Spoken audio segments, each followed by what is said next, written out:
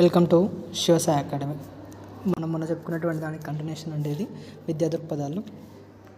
19వ శతాబ్దిలో స్వదేశీ ఎలిమెంటరీ విద్య ఏ విధంగా ఉంది, దాని స్థితిగతులు ఏంటనేది చూద్దాం. 19వ శతాబ్ది ఆరంభంలో చాలా చురుకుగా పనిచేసింది యాక్చువల్గా వ్యవస్థ అనేటటువంటిది. 2 రకాలైన ఎలిమెంటరీ పాఠశాలలు ఉండేవి. వృత్తిరీత్యా ఉపాధ్యాయులు అనేటువంటి వాళ్ళు నిర్వహించేటటువంటిది, ఉన్నత కుటుంబాలకు చెందిన పిల్లలు చదివే పాఠశాలలో 2 విధాలైనటువంటివి ఉండేది. ఈ పాఠశాలలో కరికులం 3Rsగా ఉండేది. రీడింగ్, రైటింగ్ అండ్ అర్థమెటిక్గా ఉండేది. అండ్ పాఠశాలలను ఎక్కువగా మసీదు దేవాలయాల్లో లేదా పోషకుల ఇళ్లల్లో, ఉపాధ్యాయుల ఇళ్లలో నిర్వహించేటటువంటి వాళ్ళు. అంటే ఇక్కడ ఏంది, పాఠశాలలు ఎక్కువగా ఎక్కడ ఉండేటివి, మసీదులలో కానీ, దేవాలయాలలో కానీ, అదేవిధంగా పోషకుల ఇళ్ళు అంటే ఎవరైతే ఆ సంస్థానాధీశులు ఉంటారో వాళ్ళ ఇళ్లలో చెప్పడం కానీ, లేదా ఉపాధ్యాయుల ఇళ్లలో గురువు దగ్గరికి వెళ్ళి విద్య నేర్చుకోవడం ఏ విధంగా ఉందో ఆ విధంగా ఉపాధ్యాయుల ఇళ్లలోనే మనకి ఈ పాఠశాలలు అనేటివి నిర్వహించేటటువంటి వాళ్ళు అనమాట. ముద్రించిన పుస్తకాలు ఉండేవి కావు, కాగితాలను కానీ వాడలేదు. కానీ ఉపాధ్యాయులు విద్యార్థులపై వ్యక్తిగత శ్రద్ధ వహించేవాళ్ళు, ఇండివిజువల్గా వాళ్ళని పర్యవేక్షించేటటువంటి వాళ్ళు అనమాట. పెబ్బా అంటే పర్యవేక్షిత, మానిటోరియల్ పద్ధతిలో అమలు ఉండేది. అంటే వాళ్ళ సమక్షంలో వాళ్ళు విద్య నేర్చుకునేటటువంటి వాళ్ళు అనమాట. 19వ శతాబ్దిలో ఎలిమెంటరీ విద్యా వ్యవస్థ 19వ శతాబ్దిలో ఎలిమెంటరీ విద్యా వ్యవస్థ ఏ విధంగా అయితే ఉందో చూద్దాం. 1813 నుంచి ఈస్ట్ ఇండియా కంపెనీ విద్యా బాధ్యతను తీసుకుంది. ఇది కూడా అడుగుతాడండి. ఈస్ట్ ఇండియా కంపెనీ విద్యా బాధ్యతను ఎప్పుడు తీసుకుంది భారతదేశంలో? 1813లో తీసుకుంది. అంటే 19వ శతాబ్దం ఆరంభంలో తీసుకుందన్నమాట. దీనికి తీసుకుంది కానీ 2 కారణాల వల్ల ఇది అంతగా అభివృద్ధి చెందలేదు. ఒకటి, అధోముఖ వడపోత సిద్ధాంతం. ఇది ఇంపార్టెంట్. అధోముఖ వడపోత సిద్ధాంతం అంటే ఏంటని అడుగుతాడు. Downwards filtration theory. అధోముఖ వడపోత సిద్ధాంతం అనేటటువంటిది ఇది చాలా ముఖ్యమైనటువంటిది. ఎందుకంటే దీనివల్లే చాలామందికి చదువుకోవడానికి వీలు లేకుండా పోయిందనమాట. దీని ద్వారా ఏమైంది, విద్యా సౌకర్యాలు అనేటటువంటిది పై తరగతి అంటే డబ్బున్న వాళ్ళకి మాత్రమే అందజేయడం జరిగింది. ఇది లార్డ్ మొకాలే అనేటటువంటి ఆయన ప్రవేశపెట్టినటువంటి పద్ధతి అధోముఖ వడపోత పద్ధతి. అంటే డబ్బున్న వాళ్ళకి, సౌకర్యాలు ఉన్న వాళ్ళకి మాత్రమే విద్య అందించాలి అనేటువంటిది ఎవరు ప్రవేశపెట్టారు? అధోముఖ వడపోత సిద్ధాంతాన్ని ఎవరు ప్రవేశపెట్టారు అంటే లార్డ్ మొకాలే అనేటువంటి వ్యక్తి ప్రవేశపెట్టడం జరిగింది. రెండవది, విద్యకు కేటాయించినటువంటి నిధులు పూర్తిగా పరిమితం కావడం. అంటే పూర్తిగా దీనికోసమే ఉపయోగించాలి, కొద్దిగా లిమిటెడ్గా ఉండడం వల్ల అవి ఆ విద్య అనేటువంటిది డెవలప్ కాలేదు. 1854లో వుడ్స్ డిస్పాచ్ అనేటువంటి వ్యక్తి, ఈయన ద్వారా ఏమైంది, సామాన్యులకు కూడా విద్య అందుబాటులోకి తేవడం అనేటటువంటిది ఈయన చేసినటువంటి కృషి. వుడ్స్ డిస్పాచ్ అనేటువంటి వ్యక్తి సామాన్య ప్రజలకు కూడా మనకి విద్యను చదువుకోవాలి అనేటువంటి దాన్ని చేశాడు. ప్రాథమిక విద్య ఆ 19వ శతాబ్దిలో ఎట్లాంటి ప్రగతి అనేటువంటిది సాగించారు, ఎట్లాంటి డెవలప్మెంట్ అనేది లేదు. 1902లో, ఇది 20వ శతాబ్దం అండి, లార్డ్ కర్జన్ అనేటువంటి ఆయన భారతీయ విశ్వవిద్యాలయ కమిషన్ నియమించి విద్యావ్యాప్తి చేయాలని చెప్పేసి ఈయన ప్రయత్నించాడనమాట. 1902లో చేసినటువంటిది ఏమైంది, భారతీయ విశ్వవిద్యాలయ కమిషన్, ఇండియన్ యూనివర్సిటీ కమిషన్ అనేది లార్డ్ కర్జన్ గారు 1902లో నియమించి విద్యావ్యాప్తికి ఎంతగానో కృషి చేసినటువంటి వ్యక్తిగా మనము చెప్పుకోవద్దు. 1901లో ఈ భారతీయ విశ్వవిద్యాలయ కమిషన్ని నియమించడం జరిగింది. దీనికోసం 1901లోనే సిమ్లాలో విద్యా సదస్సును చేశారు. దీంట్లో ప్రాథమిక స్థాయి నుంచి విశ్వవిద్యాలయ స్థాయి వరకు ఉన్నటువంటి విద్యా సమస్యల గురించి చర్చించారు. కాకపోతే ఏంటంటే భారతీయులు లేరు దీంట్లో. అసలు మీరు పెట్టాలనుకుంటున్నదే భారతదేశంలో కాబట్టి నువ్వు భారతీయులను చేర్చుకోకుండా నీకు ఏం విద్యా సమస్యలు ఉన్నాయని తెలుస్తాయి, అక్కడ తెలియలేవు. కాబట్టి అందుకే భారతీయుల మనోభావాలు కూడా ఇక్కడ చాలా దెబ్బతిన్నాయని చెప్పి చెప్తున్నాడు. 1904లో కర్జన్ ఎలిమెంటరీ పాఠశాల నిర్వహణ కోసం ఉపాధ్యాయుల నియామకం, నిధుల విడుదల చేపట్టారు.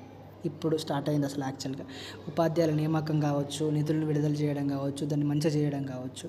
1901 నుంచి 21 వరకు మంచి పరిణామాలు అనేవి చోటు చేసుకున్నాయి. విద్య అనేది దోహదపడ్డది చాలా వరకు కూడా.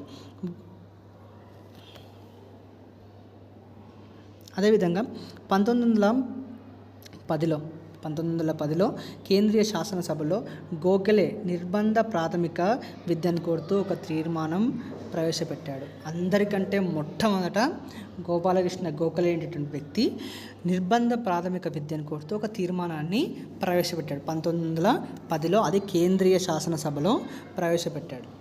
1911లో దీనికి సంబంధించిన బిల్లు సభలో వీగిపోయిన, అంటే వాళ్ళు ఒప్పుకోలేదు, నిర్బంధ ఉచిత ప్రాథమిక విద్యకు వాళ్ళు ఒప్పుకోలేదన్నమాట. ఒప్పుకోకపోయే అది పోయింది. అయినప్పటికీ కూడా ఈ ప్రాథమిక విద్య పైన అమలుపై అందరి దృష్టి మళ్లించగలిగింది అనమాట. ప్రభుత్వంపై ఒత్తిడి పెరిగింది. దీనికి నిధులు పెంచాలి, అంటే చదువుకోవాలి, పిల్లలందరూ కూడా భారతీయులందరూ కూడా చదువుకోవాలనేటువంటి ఒత్తిడి పెరిగిపోయింది. దానివల్ల కూడా చాలా మంచి విషయాలు ఎన్నో జరిగినాయని చెప్పుకోవచ్చు. ఈ ప్రాథమిక విద్యని, నిర్బంధ ప్రాథమిక విద్యను కోరుతూ ఒక తీర్మానాన్ని గోపాలకృష్ణ గోఖలే అనేటువంటి వ్యక్తి ప్రవేశపెట్టాడు 1910లో. 1921 తర్వాత ప్రాథమిక విద్య ఏ విధంగా ఉండేది. 1921 తర్వాత ప్రాథమిక విద్య ఏ విధంగా ఉండేది. ఇది ఒక మైలురాయిగా చెప్పుకోవచ్చు. అంటే చాలా మంచి విషయాలు జరిగినాయి. భారతీయ మంత్రులకు ఈ సంవత్సరంలో ఏం చేశారు, ఎలిమెంటరీ విద్యా బాధ్యతను భారతీయ మంత్రులకు అప్పగించాడు. ఎవరైతే ఇండియన్ మినిస్టర్స్ కూడా ఉండేవాళ్ళు అప్పుడు వాళ్ళకి అప్పగించడం జరిగిందనమాట.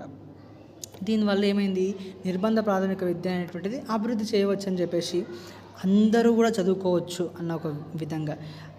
కాకపోతే ఏమైంది, కానీ ఫలితాలు ఆశించిన వాటికి విరుద్ధంగా ఉండటం వల్ల, అంటే ఆశించినంత ప్రగతి లేకపోవడం వల్ల 1929లో హార్టాంగ్ కమిటీ అనేటువంటిది నియమించి అంచనా వేయాలి, ఏమేమవుతుంది ఏంది అనేటువంటిది ఒకసారి అంచనా వేయండి అని చెప్పి కూడా చెప్పారు 1929లో హార్టాంగ్ కమిటీ వేసి. ఈ కమిటీ స్థానిక సంస్థల అనుభవం లేనివని ఫలితంగా స్తబ్దత చోటు చేసుకుందని చెప్పింది. అంటే స్థానిక సంస్థలు అంటే ఏంది, ఇప్పుడు మనం ఇంతకుముందు చెప్పుకున్నాం కదా, మసీదులు కానీ, గుళ్ళు కానీ, ఉపాధ్యాయుల ఇల్లు కానీ, ఇవన్నీ కూడా ఏంది స్థానిక సంస్థలు. ఇవన్నీ కూడా వీటికి అంత కేపబిలిటీ లేదు, అంత ఎక్స్పీరియన్స్ లేదు. కాబట్టి విద్య అనేటువంటిది మీరు ఎంత నిధులు పెట్టినా విద్య ఆన్నే ఆగిపోయింది అని చెప్తున్నాడు అనమాట. కాబట్టి ఏమైంది, దాన్ని సందర్శించి అధికారులతో చర్చించి ఇవన్నీ కూడా చేయడం అవసరం అని చెప్పేసి హార్టాంగ్ కమిటీ సూచించి 1937లో ప్రాంతీయ చట్టాన్ని ప్రవేశపెట్టారు. ఫలితంగా ప్రాంతాల వారీగా నిర్బంధ విద్యకు ప్రణాళికలను సిద్ధం చేశారు. 1937లో ప్రాంతీయ చట్టాన్ని చేశారు. అదే 1937లో వార్ధాలో మహాత్మా గాంధీ బేసిక్ విద్యా విధానాన్ని ప్రవేశపెట్టాడు. 1937లో ప్రాంతీయ చట్టాన్ని ప్రవేశపెట్టారు. ఎందుకు, నిర్బంధ విద్య ప్రణాళికకు సిద్ధం చేస్తారు అన్నమాట. నిధులు కావాలి, ప్రాంతీయంగా అంటే లోకల్గా డెవలప్ కావాలి విద్య అన్నటువంటి దాని గురించి ప్రాంతీయ చట్టాన్ని ప్రవేశపెట్టారు. ఈ ప్రాంతీయ చట్టాన్ని ప్రవేశపెట్టింది బ్రిటిషర్స్ అండి. అదే 1937లో వార్ధాలో మహాత్మా గాంధీ గారు బేసిక్ విద్యా విధానాన్ని ప్రవేశపెట్టాడు. కానీ 1939లో రెండవ ప్రపంచ యుద్ధం ప్రారంభమైంది. దీనివల్ల ఏమైంది, ఆర్థిక సంక్షోభం. ఇంకా మనకు తినడానికి తిండే లేనప్పుడు చదువు గురించి ఏం ఆలోచిస్తాం. 1947 బ్రిటిష్ పాలన ముగిసే నాటికి విద్య అంత బాగా ఏం లేదు మన దేశంలో. ఇప్పుడున్నటువంటి విద్యా విధానంలో ఏం లేదు. అప్పుడు ఆ విధంగా ఉండేదన్నమాట. ఏ విధంగా ఉండేది కింది పరిస్థితులు ఒకసారి చూద్దాం. జాతీయ విద్యా విధానం లేదు. సెకండరీ ఉన్నత విద్యలో ఆంగ్ల భాష ఎక్కువగా ఉండేది. విద్యారంగానికి ఒక ప్రణాళిక ఉండేది కాదు, ఆశయాలు కానీ లేవు. అది ఏదో ఒకటి చదువుకుంటున్నాను ఆయన అన్నట్టు ఉండేదన్నమాట. సామాజిక అవసరాలకు విద్యా లక్ష్యాలకు ఎటువంటి సంబంధం లేదు. ఇది మెయిన్. ఎందుకంటే ఒకప్పుడు మనం చదువుకునే చదువు మనకు సంబంధం ఉండేటటువంటిది కాదు. ఇప్పుడంటే మనం చదువుకునే చదువుకి సంబంధం ఉన్నటువంటి నేర్చుకుంటున్నాం కాబట్టి ఇప్పుడు బాగుంది. ఒకప్పుడు అట్లా ఉండేటివి కావన్నమాట. కళాశాలలు డిగ్రీలు ఇచ్చే కర్మాగారాలుగా మారినాయి. అంటే నువ్వు చదువుకోవద్దా, నీకు నచ్చింది చదువుకో పో, గంతే.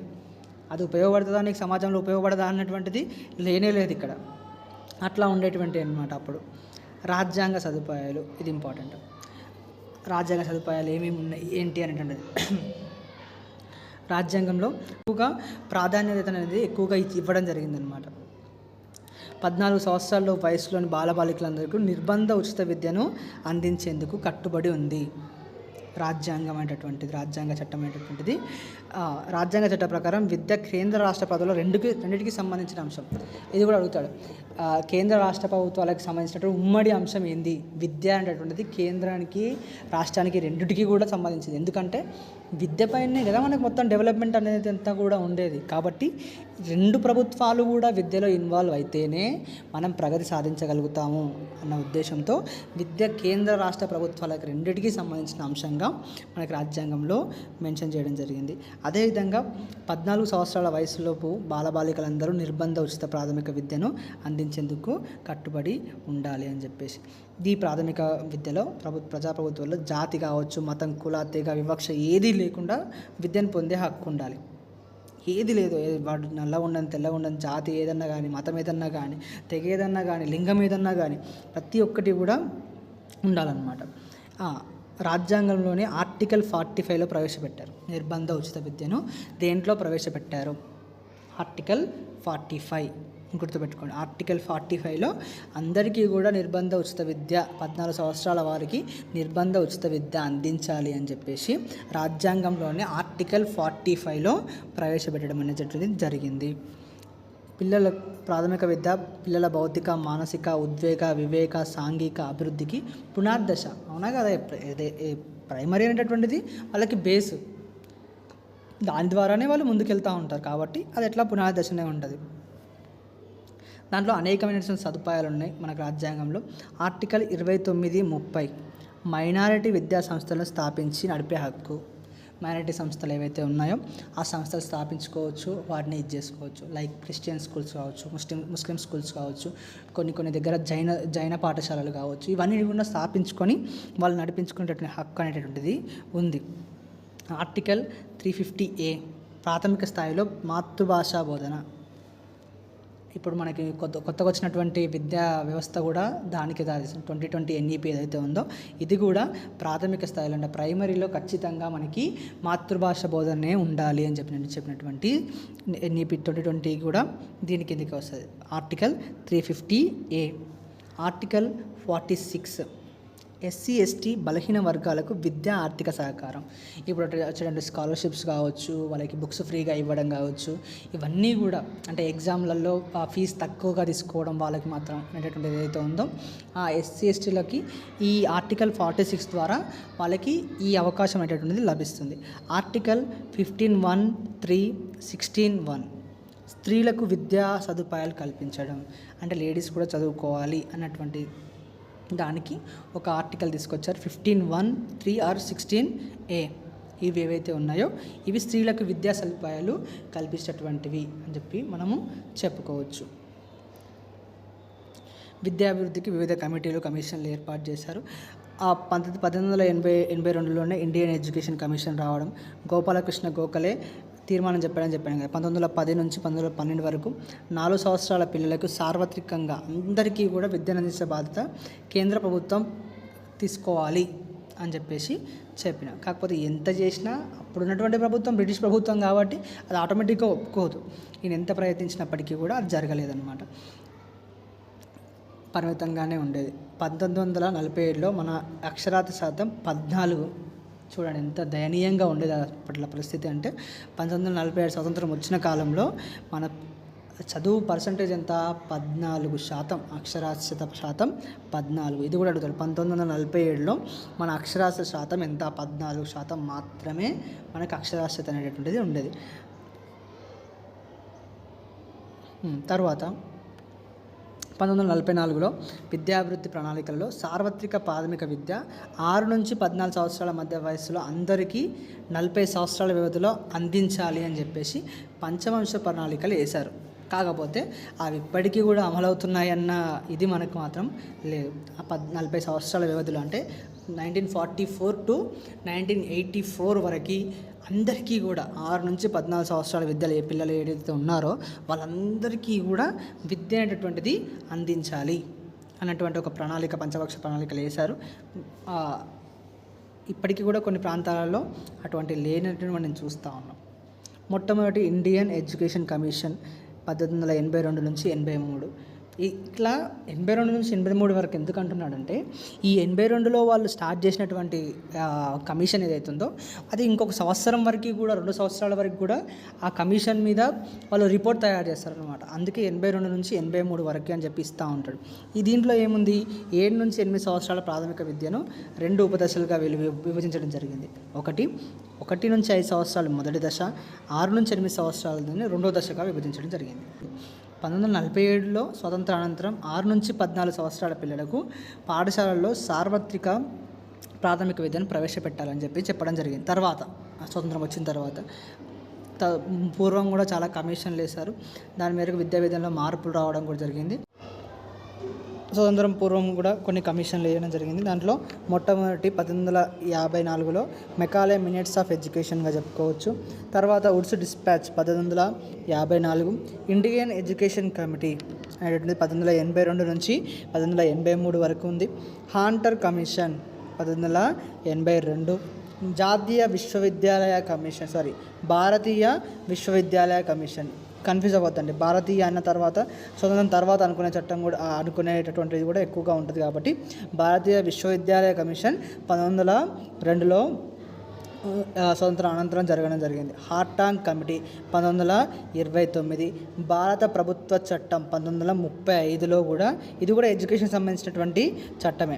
జాకీర్ హుసేన్ కమిటీ 1938లో, సార్జెంట్ రిపోర్ట్ అనేటటువంటిది 1944. ఈ కమిషన్లన్నీ కూడా స్వతంత్రం పూర్వం జరిగినటువంటి కమిషన్లు. దాంట్లో వల్ల కొన్ని చేంజెస్ కూడా జరగడం అనేటువంటి చూసాం మనం.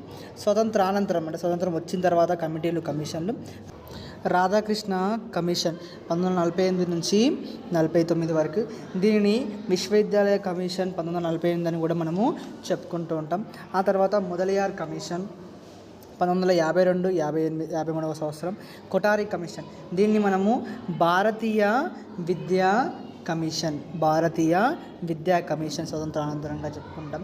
శ్రీ విద్యపై జాతీయ కమిటీ మొట్టమొదటిగా 1957, 59 సంవత్సరం జరిగింది. జాతీయ విద్యా విధానం 1968, జాతీయ నూతన విద్యా విధానం 1986, రామ్మూర్తి సమీక్ష commission 1990, CABE committee Janardhan Reddy అనే కమిటీ అని కూడా దీనికి పేరుంది 1992వ సంవత్సరం. జాతీయ సలహా కమిటీ యశ్పాల్ కమిటీని జాతీయ సలహా కమిటీ అని కూడా అంట. ఇది కూడా 1992లో ఉండడం అనేటువంటిది జరిగింది. దీని గురించినటువంటి డీటెయిల్స్ ఏవైతే ఉంటాయో అవి తర్వాత క్లాస్లో మనం నేర్చుకుందాం. అప్పటి వరకు మా ఛానల్ని సబ్స్క్రైబ్ చేసుకోండి. మాకు వాట్సాప్ ఛానల్స్ కూడా ఉన్నాయండి, డిస్క్రిప్షన్లో లింక్ ఇవ్వడం జరుగుతుంది. మీకు ఎటువంటి ఇన్ఫర్మేషన్ అయినా డిఎస్సి గురించి కానీ టెట్ గురించి కానీ ఎటువంటి ఇన్ఫర్మేషన్ అయినా దాంట్లో షేర్ చేయడం జరుగుతుంది. మా వీడియో లింక్స్ కూడా దాంట్లో వస్తూ ఉంటాయి. కాబట్టి దయచేసి వాట్సాప్ ఛానల్స్ని కానీ మా యూట్యూబ్ని కానీ సబ్స్క్రైబ్ చేసుకొని వాళ్ళు ఉంటే సబ్స్క్రైబ్ చేసుకోండి. మమ్మల్ని ఆదరిస్తున్నందుకు థ్యాంక్ యూ.